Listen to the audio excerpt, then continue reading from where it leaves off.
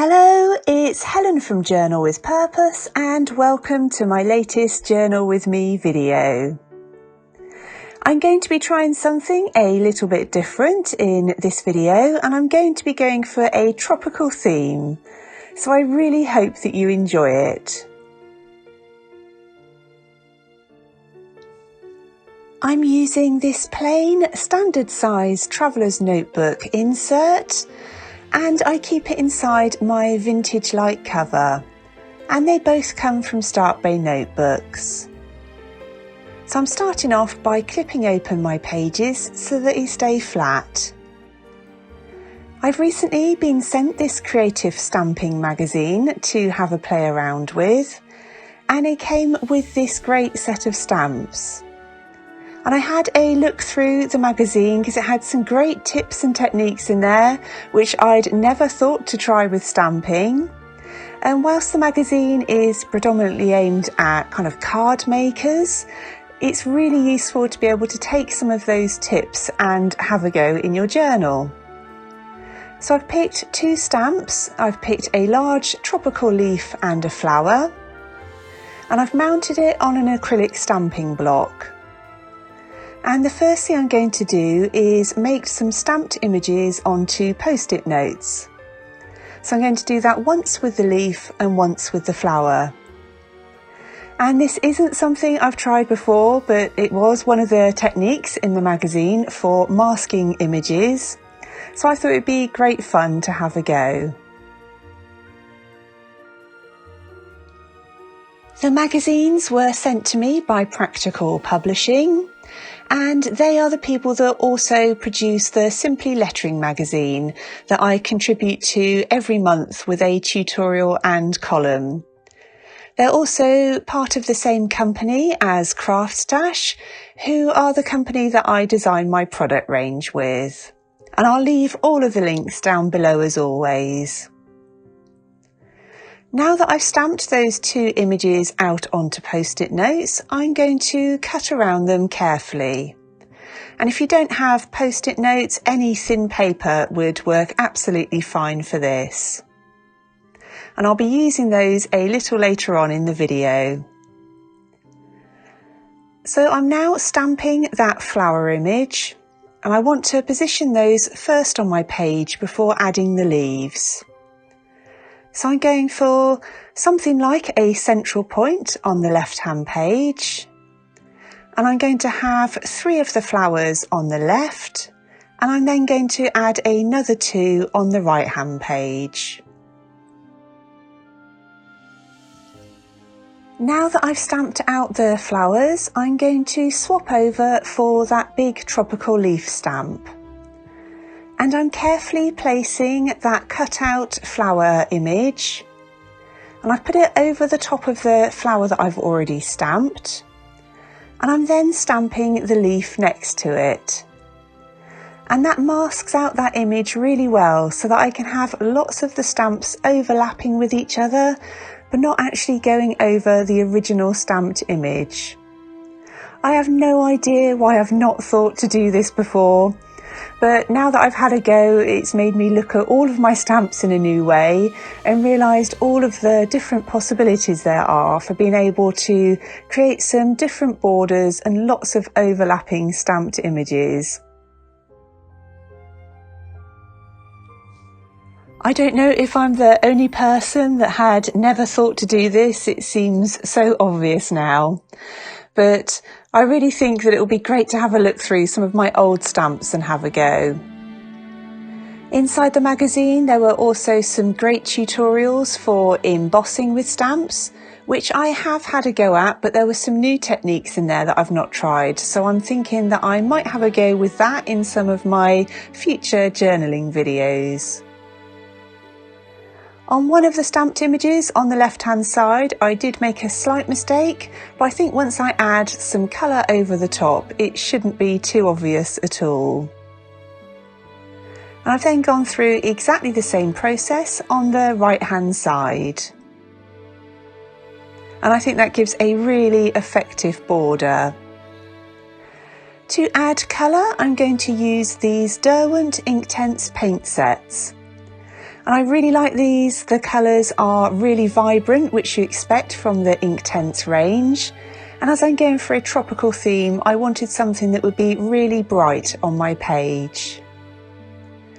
And these sets do come with a travel brush, but I decided to use my big watercolour brushes. And I'm just mixing up those paints with lots of water.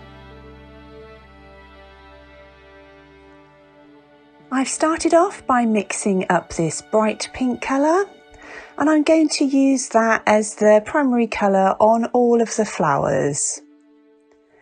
And I love the vintage style in my journals, but I was really in the mood for something fun and bright to help lift my mood, and it was so much fun to create, and I know that I'll enjoy looking back at this page in my journal. So I'm now just adding that pink paint over all of the flowers. In the same way that I do with watercolour, I'm letting these paints pool in certain places on the flowers. I really like this effect because you get some darker spots and it makes the flowers look a little bit more natural. I've now swapped onto the other set and I'm mixing up this really bright, vibrant green.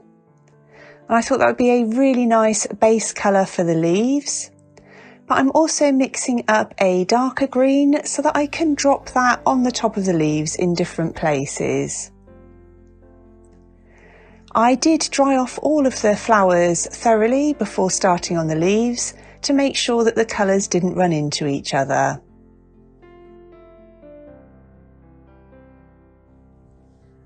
You can see that the Inktense paints, just like the Inktense blocks and pencils, are really bright.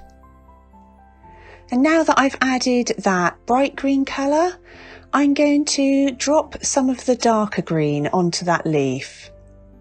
And I'm adding a little in the centre, and the rest I'm just gently tapping around the outside of the leaf. And when that dries, that gives a really lovely effect. And I'm then going to do exactly the same to all of the other leaves on the border.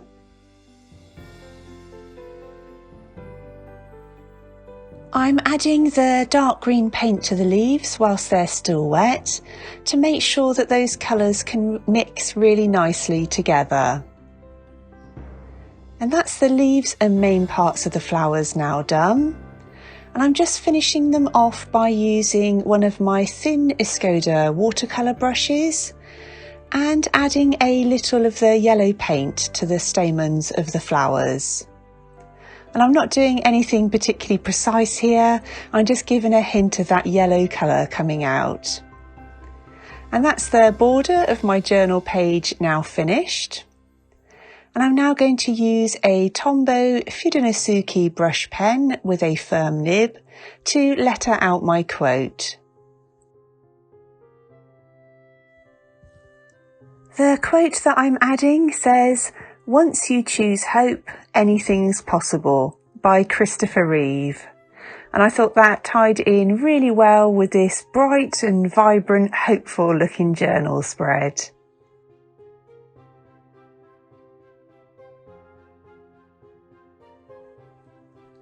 I'm then using a green Tombow Fudenosuke brush pen to add the name Christopher Reeve and also to add some arrows across my page.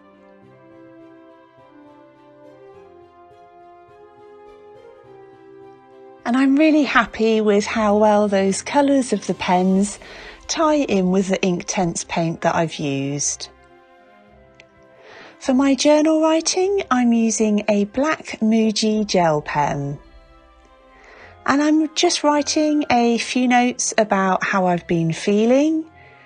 It's been a really difficult time, I think, for lots of reasons. And I felt more than ever it's been really important to try and focus on the positives and think more about how I can make a positive contribution to the people around me and anybody I come into contact with. So that's really what I'm writing about on these journal pages. I really hope that you're doing well and that you're still spending some time to get creative and document things in your journals. And I really hope you've enjoyed seeing me creating something a little bit different in this video. If you have enjoyed it, it would be great if you'd leave the video a thumbs up. And if you're new to my channel, I would love it if you would consider subscribing. If you've got any questions or comments, then please do leave them down below. Thank you ever so much for watching, and I look forward to speaking to you really soon in the next one.